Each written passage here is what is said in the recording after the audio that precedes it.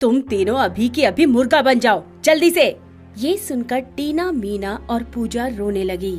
लेकिन मिस, इस हालत में हम मुर्गा कैसे बनेंगे?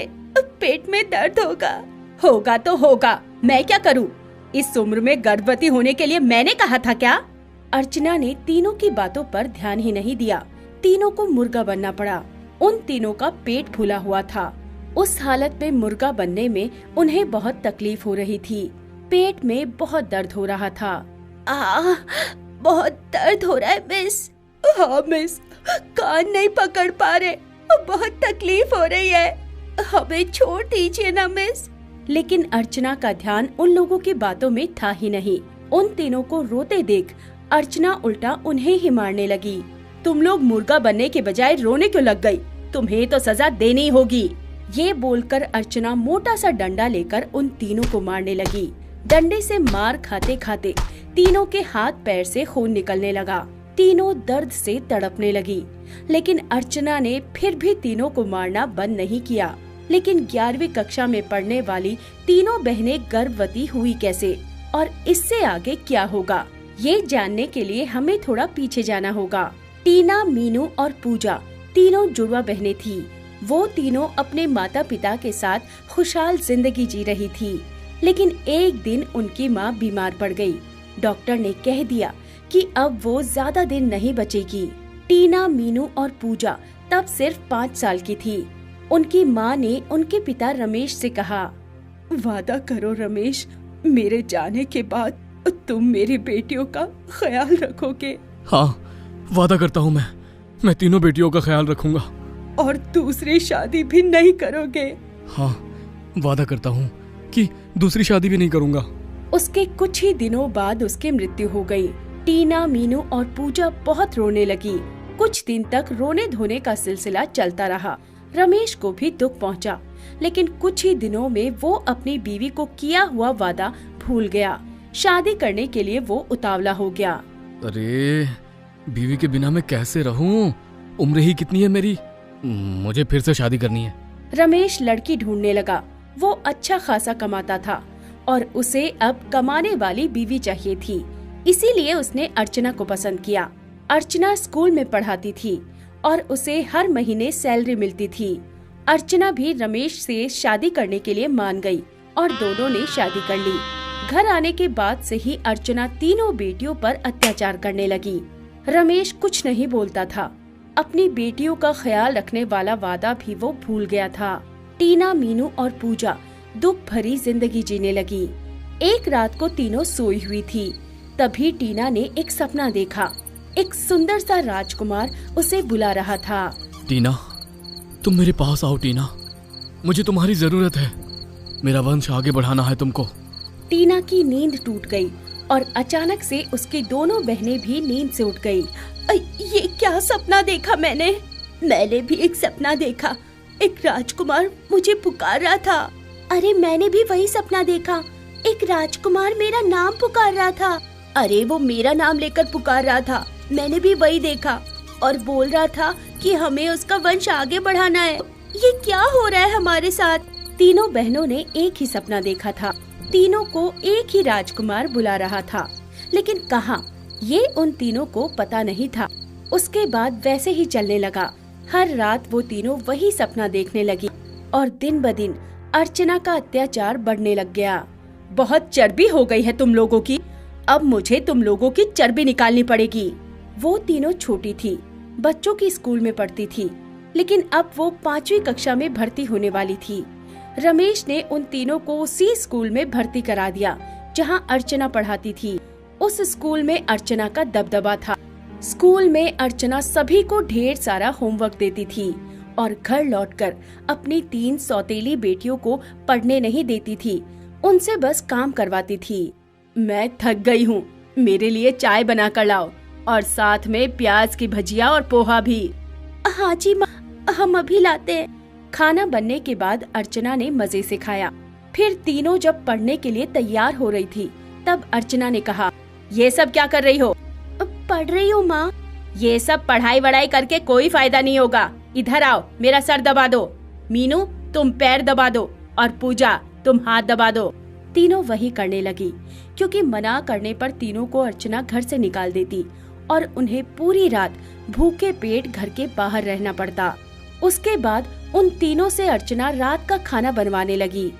इसी तरह उन तीनों की पढ़ाई नहीं हुई और होमवर्क भी नहीं हुआ।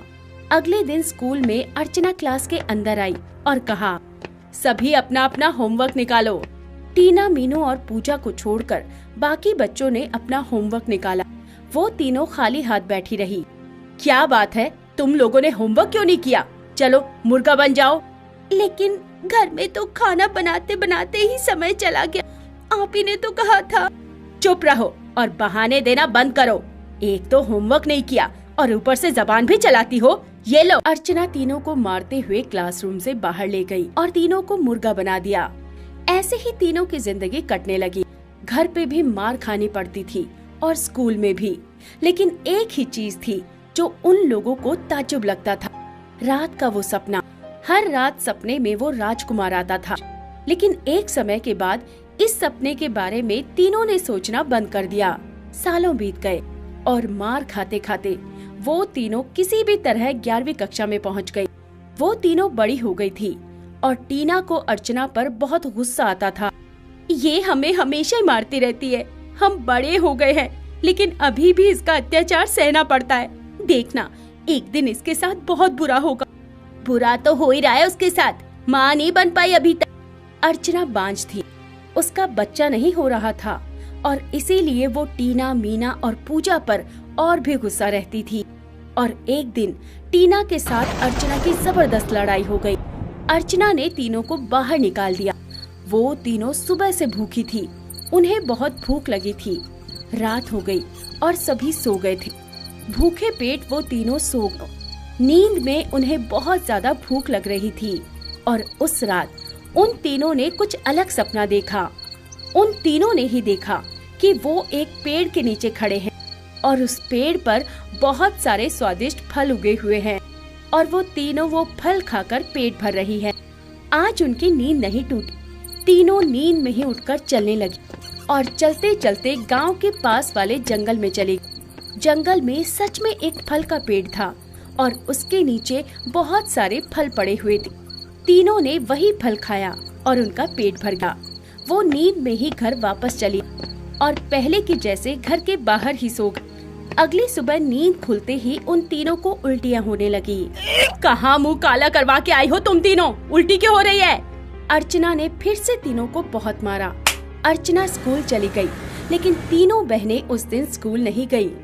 याद है, कल हमने सपने में एक पेड़ से फल खाया था और उसके बाद से ही उल्टी हो रही है। कहीं सच में तो नहीं खाया था वो फल? सपने में वो लोग जिस रास्ते पर चलकर गए थे, आज उसी रास्ते से चलकर जंगल पहुँचे और उस पेड़ को देखा। वो तीनों ताज्जुब कर गई। अरे, ये पेड़ तो सच में है, लेकिन फल को खाने से कोई गर्भवती कैसे हो सकती है? मुझे तो कुछ समझ में नहीं आ रहा। इस दुनिया में ऐसा बहुत कुछ है जो हमारी समझ के बाहर है। 2 महीने के बाद तीनों का पेट फूलने लगा। अर्चना को उन तीनों से और भी गुस्सा और चिढ़ होने लगी। यहाँ मेरा बच्चा नहीं हो रहा और ये तीनों बिन ब्याही लड़कियाँ माँ बनने वाली है। इनको तो मैं मजा चखाऊंगी। और अर्चना तीनों पर घर और स्कूल दोनों जगह अत्याचार करने लगी।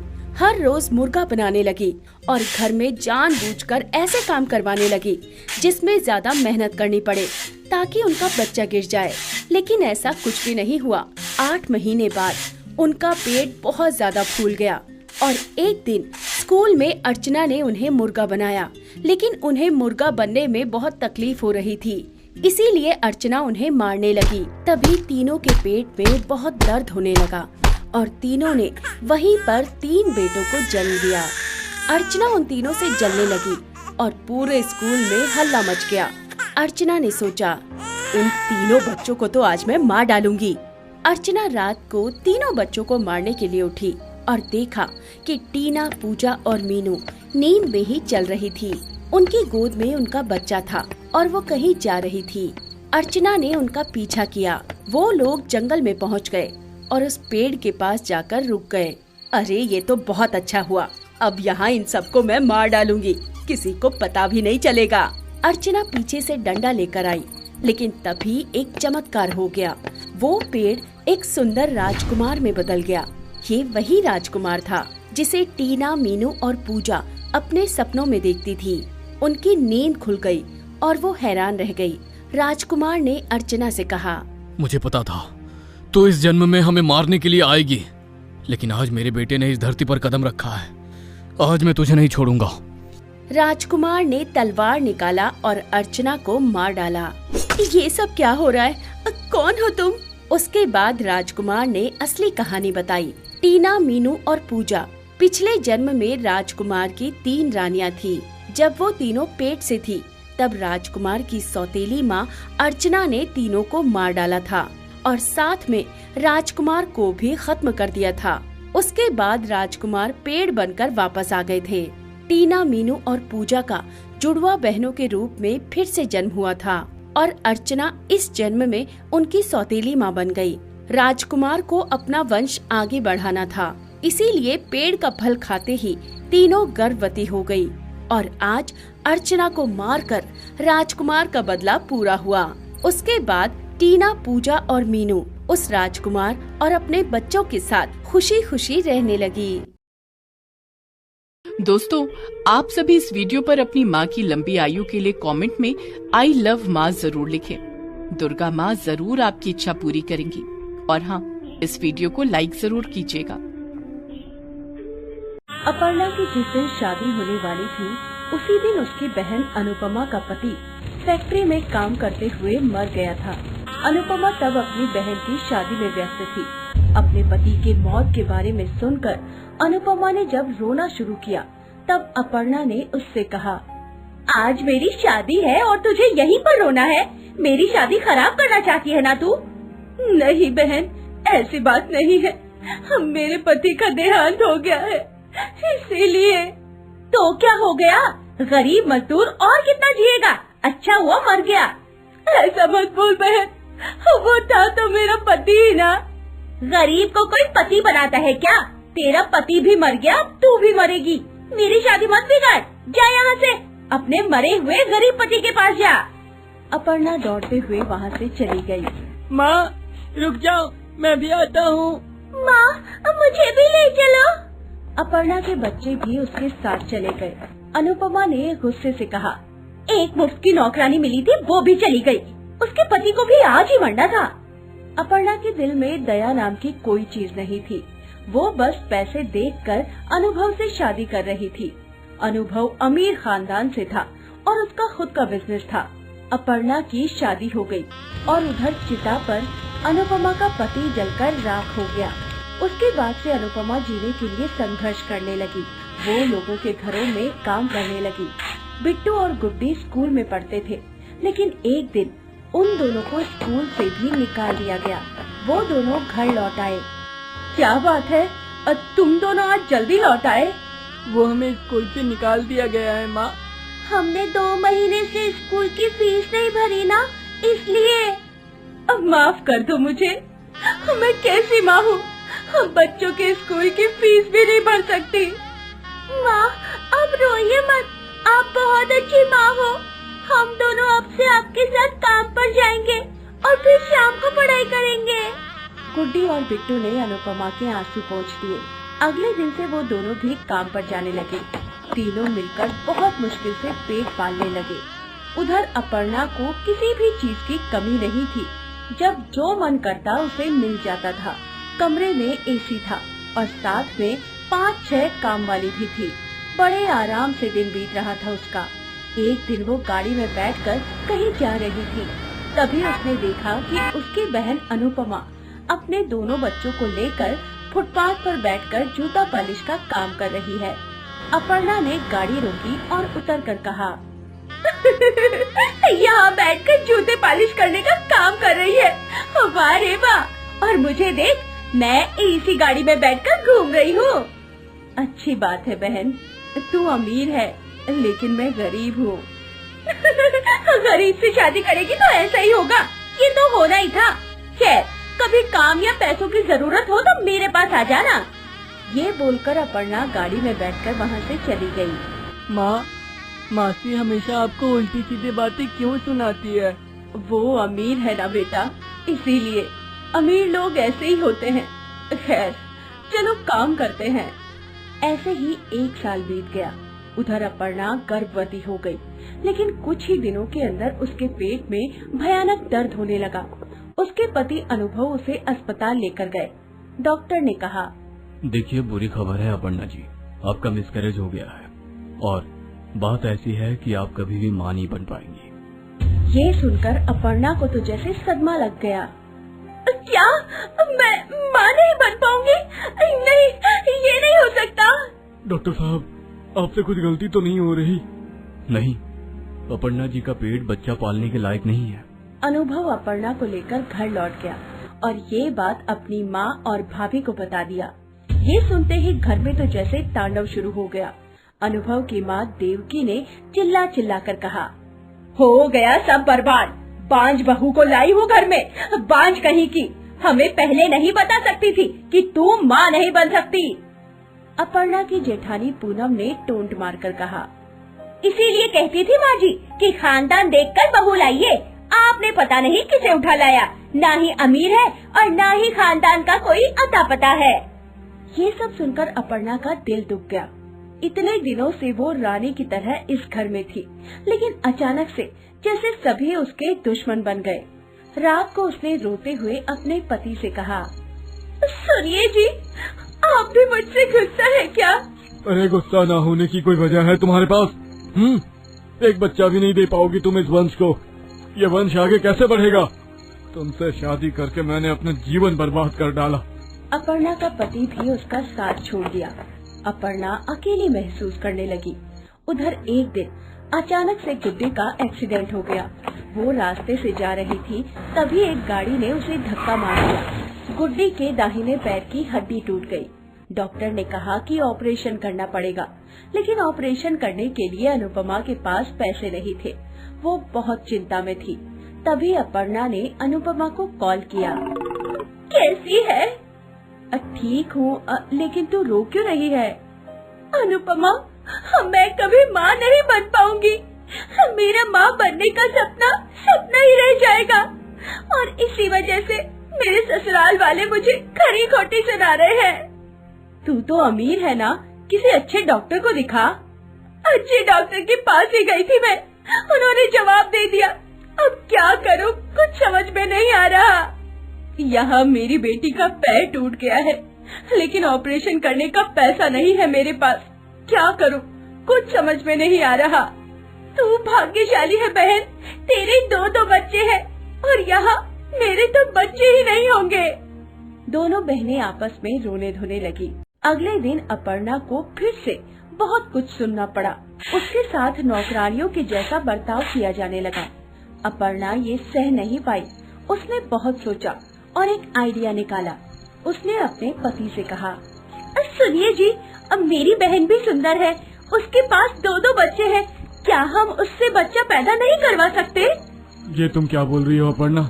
वो हमारे लिए बच्चा क्यों पैदा करेगी? पैसों के लिए। उसे अभी पैसों की जरूरत है। पैसे के लिए वो कुछ भी करेगी। आप उसके साथ सुहागरात मना लो और बच्चा पैदा करवा लो। ठीक है, तुम अपनी बहन से बात करो पहले। अपर्णा ने अनुपमा को घर बुलाया और सब कुछ कहा। देख, इसके बदले तुझे हम 5 लाख रुपए देंगे और गर्भवती होने से लेकर डिलीवरी होने तक तू यही रहेगी। खाने पीने की कोई कमी नहीं होगी और बच्चे की डिलीवरी होने के साथ साथ हम तेरी बेटी का भी ऑपरेशन करवा देंगे। क्या मेरे लिए तू बच्चा पैदा करेगी? पैसे, बेटी का ऑपरेशन और खाने पीने के बारे में सुनकर अनुपमा राजी हो गई। उसे खुद से भी ज्यादा अपने दोनों बच्चों की चिंता थी। अगले दिन उसने अनुभव के साथ सुहाग रात मना ली। उसके बाद वो गर्भवती हो गई और अपने दोनों बच्चों के साथ रहने लगी। अपर्णा की सास देवकी अनुपमा से कोई काम नहीं करवाती थी, क्योंकि उसके पेट में वंश का वारिस था, लेकिन बिट्टू और गुड्डी से घर का सारा काम करवाती थी। तुम दोनों जाओ, मेरे लिए दूध गर्म करके लाओ और उसके बाद पूरे घर में पोछा लगा देना। लेकिन मेरा तो पैर टूटा हुआ है, मैं कैसे काम करूँगी?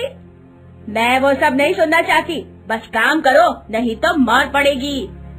गुड्डी लंगड़ाते हुए काम करती रही। हर रात को अनुपमा दोनों को गोद में सुलाकर रोते हुए एक ही बात कहती, बस कुछ दिन और, उसके बाद हम भी अमीर हो जाएंगे।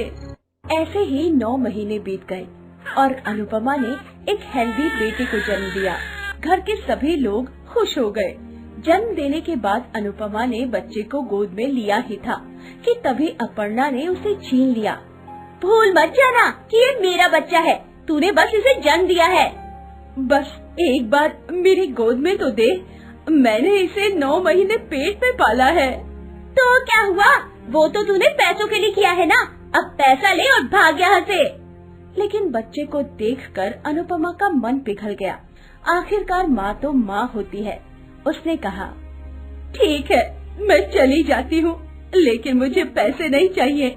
अपने बच्चे को जन्म देके पैसे नहीं ले सकती मैं, तू बच्चे को रख ले, मैं चली जाती हूँ।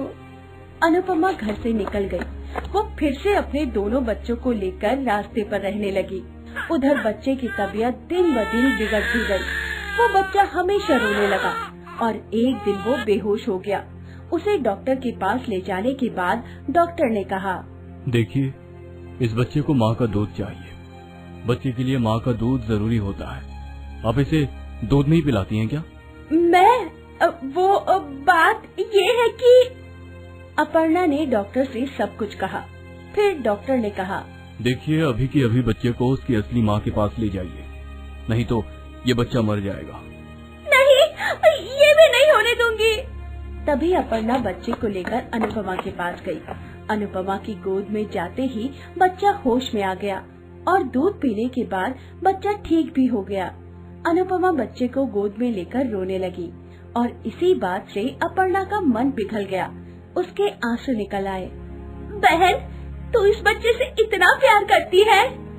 हाँ बहन, सिर्फ बच्चे से नहीं, मैं तो तुझसे भी बहुत प्यार करती हूँ, लेकिन तूने मुझे कभी प्यार नहीं किया।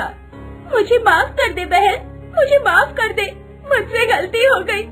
तू भी इस बच्चे की माँ है, क्या तू मेरे साथ इसी घर में रहेगी? हम दोनों मिलकर इस बच्चे को बड़ा करेंगे। सच? हाँ, मैं रहूंगी। दोनों ने एक दूसरे को गले लगा लिया। अपर्णा के कहने पर अनुभव ने अनुपमा से शादी कर ली और उसके बाद गुड्डी का भी ऑपरेशन हो गया। गुड्डी और बिट्टू दोनों स्कूल में भर्ती हो गए। देवकी को 3-3 वारिस मिल गए और ऐसे ही सभी एक साथ खुशी से रहने लगे। दोस्तों, जो लोग अपनी बहन से सच्चा प्यार करते हैं वो कमेंट में आई लव माई सिस्टर जरूर लिखें और इस वीडियो को प्लीज लाइक जरूर करें। दोस्तों, आप हमारे चैनल को जरूर सब्सक्राइब करें